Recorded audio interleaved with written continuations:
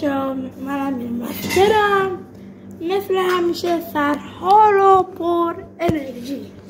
میخوایم یه چالشی تو یوتیوب را دیدم، یوتیوب خارجی دیدم که این همه آب لیمو میخورن اینطوری میشن.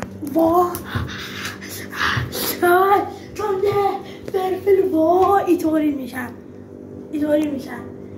حالا من میخوام انجامش بدم و هیچ کاری نمیخوام بکنم.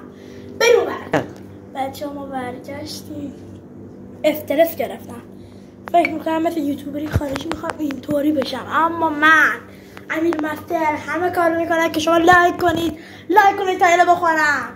لایک فراموش نشه، سابسکرایب هم بکنیم. بریم.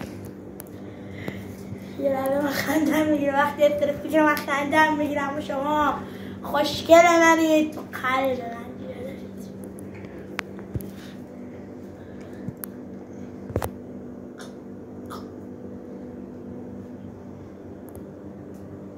تمام. بدون هیچ داد و فریاد خوشگلای داداش، لایک سابسکرایب یادتون نره، حتما پیج من رو دنبال کنید تا ویدیو دیگه. خدافظ.